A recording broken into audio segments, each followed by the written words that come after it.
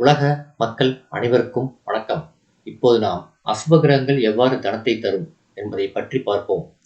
சுபகிரகங்கள் மட்டும்தான் தனத்தை கொடுப்பார்கள் என்றில்லை. அசுபகிரகங்களும் கூட தனத்தை கொடுப்பார்கள்.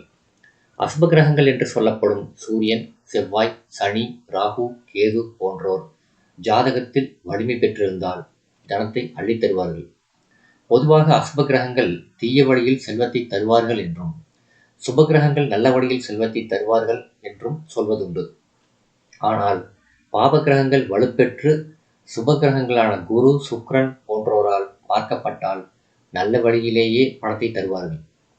சூரியன் ஜாதகத்தில் 3, 6, 10, 11 போன்ற இடங்களில் அமர்ந்தாலோ, சிம்மத்தில் ஆட்சி பெற்றாலோ, மேசத்தில் உச்சம் பெற்றாலோ நல்ல செல்வாக்கையும் ஆயுளையும் பண வருவாயையும் கொடுப்பார்கள். பொதுவாக சூரியன் சிம்மத்தில் அமர்ந்து குருவால் பார்க்கப்பட்டாலோ அல்லது மேசத்தில் அமர்ந்து குருவால் பார்க்கப்பட்டாலோ ஜாதகருக்கு நல்ல சம்பாத்திய திறமை ஏற்படும். ஒரு கூட்டத்துக்கு தலைமை தாங்கும் திறமை ஏற்படும். சூரியன் சம்பாத்தியக்காரகன் என்பதால் அவர் ஜாதகத்தில் நல்ல நிலையில் இருக்க வேண்டும். அதேபோல் செவ்வாய் மேசம், விருச்சிகம் போன்ற ராசிகளில் அமர்ந்தாலோ அல்லது அவரின் உச்ச வீடான மகரத்தில் அமர்ந்தாலோ ஜாதகருக்கு அசையா சொத்துக்கள் வாங்கும் யோகம் உண்டாகும். அது மட்டுமல்லாமல் கேந்திர திரிகோணங்களில் செவ்வாய் அமர்ந்து அவரோடு குரு இணைந்தாலோ அல்லது குரு பார்த்தாலோ நல்ல பண வருவாய் ஏற்படும். அதேபோல் செவ்வாயுடன் சுக்கிரன் இணைந்தாலோ அல்லது செவ்வாயை சுக்கிரன் பார்த்தாலோ கூட நல்ல பண வருவாய் ஏற்படும். பொதுவாக 3, 6, 11 என்ற உபகேய ஸ்தானங்களில் அசுபகிரகங்களான சூரியன், செவ்வாய், சனி, ராகு, கேது அமர்ந்தால் பண வருவாயை மட்டுமல்லாது வீரத்தையும் சேர்த்து கொடுப்பார்கள். 3, 6, 11 என்ற ஸ்தானங்களில் சுபகிரகங்கள் அமர்வதை விட அசுபகிரகங்கள் அமர்ந்தால் வீர தீரத்தை கொடுப்பார்கள். எதிரிகளை ஜெயிக்கும் ஆற்றலை 3, 6 போன்ற இடங்களில் அமரும் பாபகிரகங்கள் கொடுப்பார்கள். 11ஆம் இடம் என்று சொல்லப்படும் லாபஸ்தானத்தில் 9 கிரகங்களுமே அமரலாம்.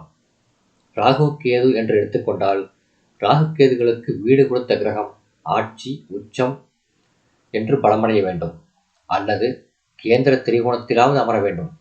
3, 6, 11 என்ற ஸ்தானங்களில் சூரியன், செவ்வாய், சனி போன்ற கிரகங்கள் ஆட்சி, உச்சம் போன்ற வலிமை பெற்றாலும் நல்ல செல்வ வசதிகளை கொடுக்கும். மேசராசியில் அமர்ந்த சூரியனை குரு பார்த்தால் ஜாதகர் அரசு துறைகளில் அல்லது அரசியல் பதவிகளில் தலைமை பதவியை வகிக்கும் யோகம் ஏற்படும்.